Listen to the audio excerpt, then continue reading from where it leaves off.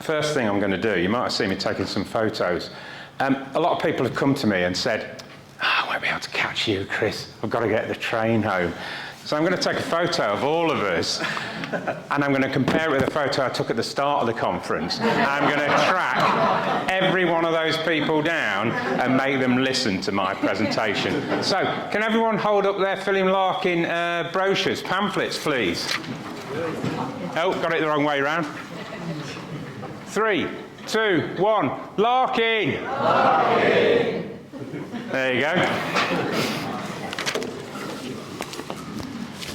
Okay, and before I properly start, which you might find out will be never, just a quick conference announcement. If you're here for the Faber Poetry Book Sales Conference, that's actually next door. So can you please go there straight away? They need all the help they can get. Sorry, Simon. You'll be pleased to know that other than this vain, garish poster, one of the lost, rare Confessions of 1970s films posters, I have no other slides to muddle up. Okay. Also, I'm pleased to see that the closed captions are off. When Ross Barber did her presentation, the word fuck didn't appear. So there must be a bad language filter was on. And I'm glad they're off, because it also has a bullshit filter, and nothing of my talk would get through at all. First, a foreword. In Confessions of a Festival Poet, the narrative follows our handsome hero, let's call him Chris, as he navigates the complexities of the stage for Beverley festival life. Feeling out of place among his more privileged peers, particularly Poet Laureate Simon Armitage, who embodies the typical, confident, famous, published poet. Chris attempts to connect with Sir Simon and his world. Chris's attempts to connect with Sir Simon and his world lead him to write, for a fee, a series of festival poems, which ultimately serves as a coping mechanism for his feelings of inferiority and isolation. As Chris becomes increasingly obsessed with his fevered festival poetry creations, he grapples with the realisation that these cannot fill the void left by his real-world struggles, namely, where can he find a decent plumber? And he could do with writing more poems rather than talking about them. Dear reader, with apologies to Philip Larkin's Jill, welcome to Confessions of a Festival Poet. And first of all, a non-festival poem from the last about Larkin. It's called Larkin Was Here. Larkin detrained here, Larkin administered here, Larkin libraried here, Larkin diaried here, Larkin cycled here, Larkin churched here, Larkin photographed here, Larkin breathed here, Larkin corresponded here, Larkin observed here, Larkin doodled here, Larkin canoodled here. Larkin monickered here, Larkin maved here, Larkin betted here, Larkin prevaricated here, Larkin wrote here, Larkin drafted here, Larkin poemed here, Larkin published here, Larkin boozed here, Larkin laughed here, Larkin jazzed here, Larkin high-windowed here, Larkin shopped here, Larkin anguished here, Larkin hulled here, Larkin remained here, Larkin slept here, Larkin lived here, Larkin mowed here, Larkin died here. Larkin was here.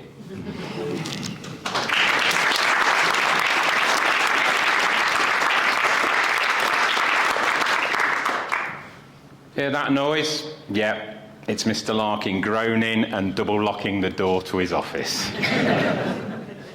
So,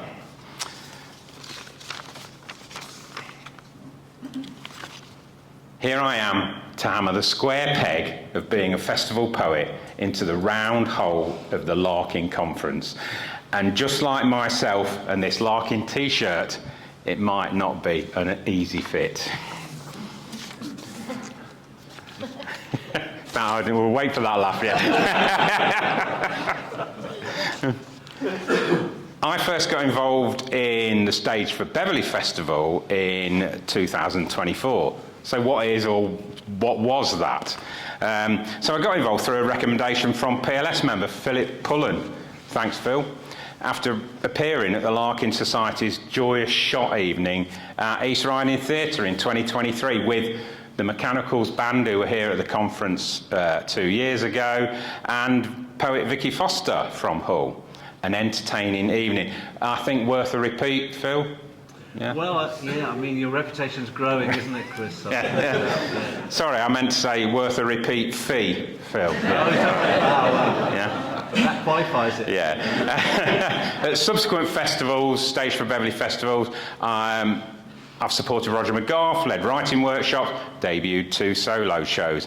In 2026, in addition to that, my workshops and the festival appearances, I was official festival poet in association with the Philip Larkin Society. Yeah. I was so pleased that the Philip Larkin Society listened to my ideas, or were they just worn down, and agreed to support the role. And this, I'm happily to say, continued my association with them that started back in 2019 when I won the East Riding Festival of Words Poetry Prize sponsored by the Society. So when this festival poet opportunity arose, I gave, and this has been already done, in the words of Philip Larkin in his poem for Sidney Bechet, an enormous yes. Thank you.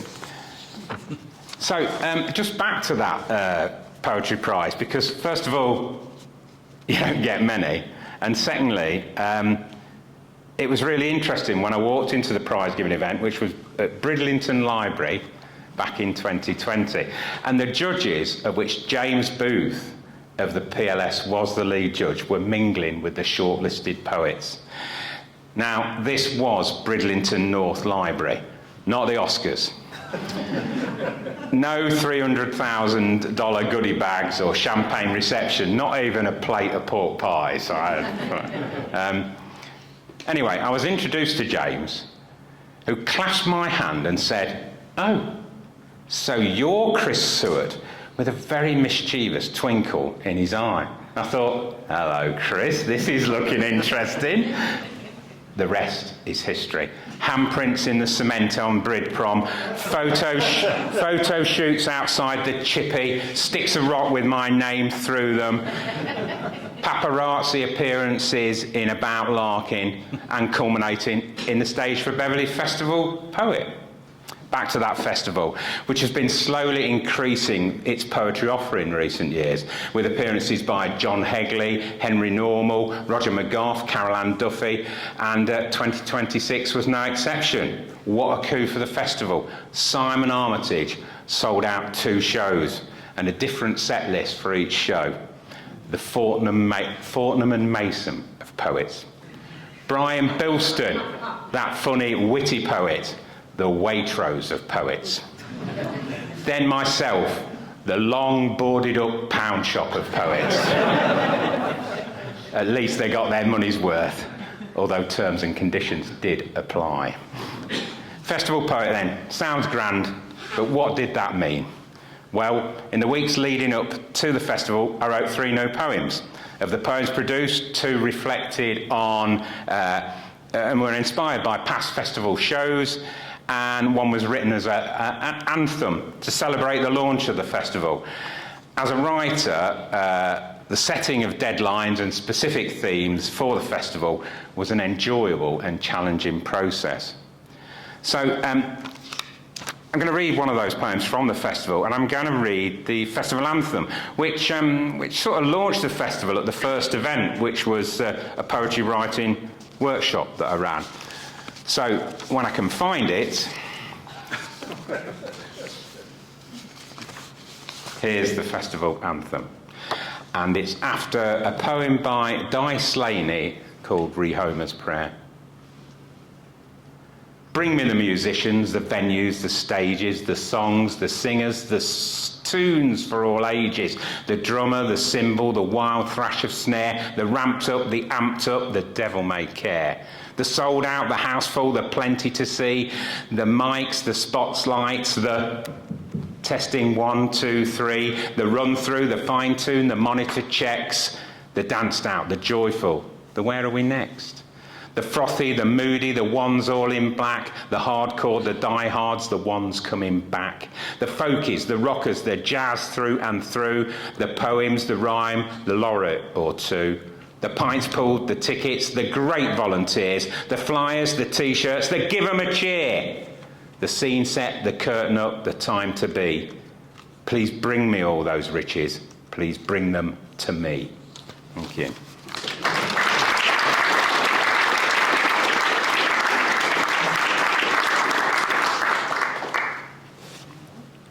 So the festival really started off as a music festival, but as I say, now encompasses quite a lot of spoken word. With past headliners such as Carol Ann Duffy, Tankus the Henge, great band, Roger McGough, New York Brass Band, 2026 headliners including Simon Armitage, Alan Johnson of this parish, Brian Bilston, Kate Rusby, Jackie Dankworth, plus all the other fantastic acts that were lined up. There was no shortage of material. Here's another one that reflected on a show in 2022, but they came back to the festival in 2026. And they are from York in Yorkshire, called the New York Brass Band. Did anybody here go to that? Yeah. Right, yes, okay. And we'll talk about that later. This is called Blowing Up a Storm. New York Brass Band, staged for Beverley, February 2022.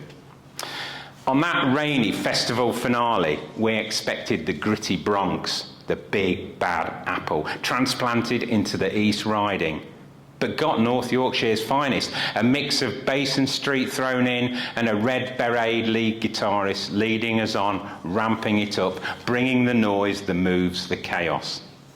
And all thoughts of East Coast USA were soon roared aside as we were deluged by trombones and saxes that roamed the stage in tartan shorts, that gave us eclectic standards and offbeat originals, Ellington and Monk, Ross and Whitney. Gave us a blast, funked us to our seats and to our feet, a riot of horns, percussion and pure party energy. Then the climax. And we became the show. A brass-cheeked audience snake, Pied Pipered out of the theatre, marching with trombones through the foyer, conjuring down the corridor, bursting through the cafe doors to blasts of Walking on Sunshine. The whole band scattered amongst the tables, commanded us onto our haunches, then down onto our creaking knees. Finally, a lone sousaphone led a looping, growling call and response until our parched lips puckered and breath gave out, and then calm descended and last orders were called. Taking our syncopation into the rain, we were left with New Orleans soul burning through our veins, our feet weary and ears gently buzzing. Enough to serenade us home, pull us into the pillow and a cadenced sleep, where we bottled the night, conjured up dreams of future festivals with flamboyant, big brass vibes.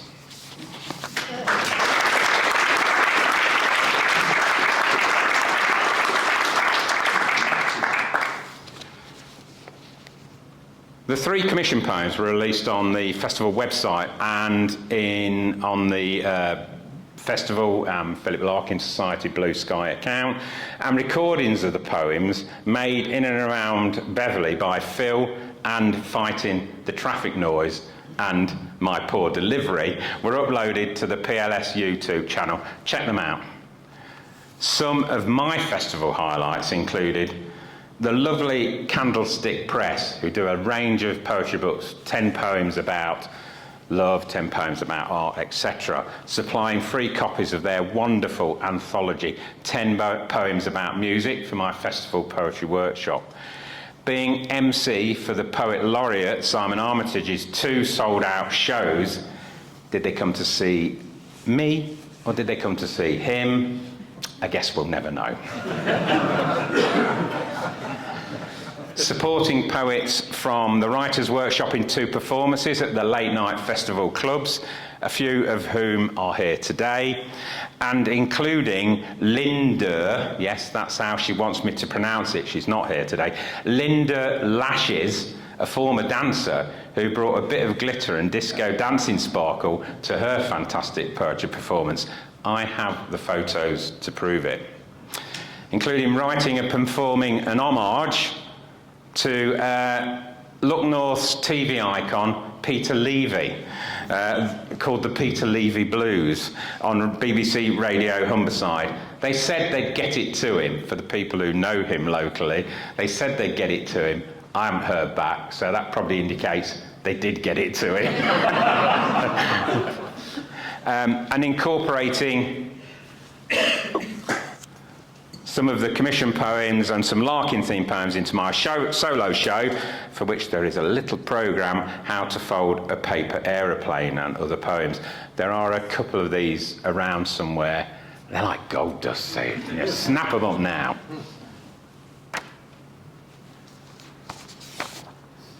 The third commission poem was written after observing some flirting going on at one of the festival's late-night cafe events. The events are always a lovely come-down after the headliners have been and gone. I just didn't expect to see all this flirting and canoodling going on. This is up and down the festival path. I observe that 1 minute they are alone at the bar. The next, 2 women are buttering them like toast, fluttering their egos with the force of a typhoon.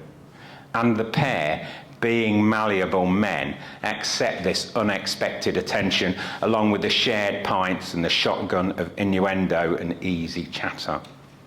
Then, a sudden left-field exchange about modern poetry, embracing incomplete couplets, lavishing praise on controlled assonance and cool half-rhyme.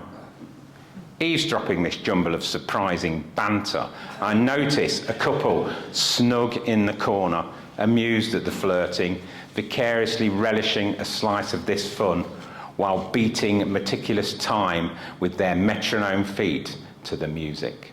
Thank you.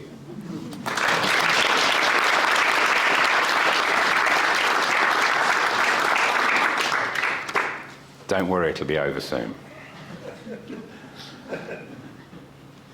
So, as for confessions, I don't quite know why I called it that in the end, but I just like the title. Well, the dancing poet, not me, went down a storm. A saxophonist blew up a storm. I heard an anecdote about a star poet in a jacuzzi. Nothing too sordid, but questions welcome. I received reports of certain Philip Larkin Society members cutting a rug, as my mum would have said, at a raucous concert. Again, names can be revealed after or in any Q&A. I had to find out how to use social media, Blue Sky, which seems a little kinder than other outlets, so any weird and incoherent posts that you may have read, I hold my hands up to. But when I say may have read, I've not got that many followers. My rider for my performance, which was a crate of Wold Top Brewery marmalade porter and a box of pork scratchings, was totally ignored.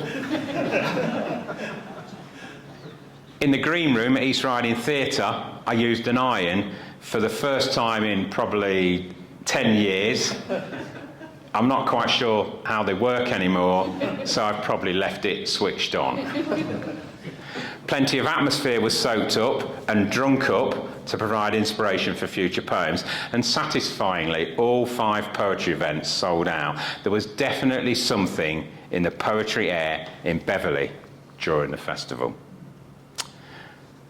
The festival returns between the 7th and the 14th of February 2027. Sign up for updates and expect more great spoken word and musical headliners. Get it in your diary. You won't regret it.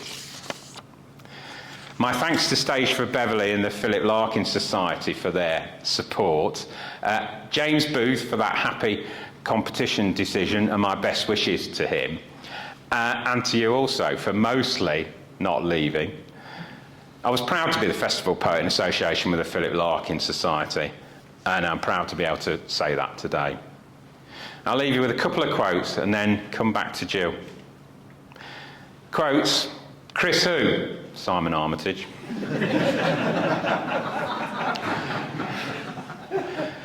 Thanks for all your great work and huge support at the festival. You are amazing, keep at it. Chris Wade, Festival Director, brackets, where's my cheque? Shouldn't Chris Sewart be on last? He'll clear the room. Lynn Lockwood. So, for those who persevered with Jill to its final page and its dog-themed final paragraphs, at the end of the festival, I tumbled out into the cold night air. A stray dog was hanging around the stage door. I made the usual, come on, come here, boy, noises, but the dog just looked up at me and growled at me. The dog knew the truth. The dog at the end of Jill knew the truth as well. One day, we will all be growled at by the dog of truth. Thank you.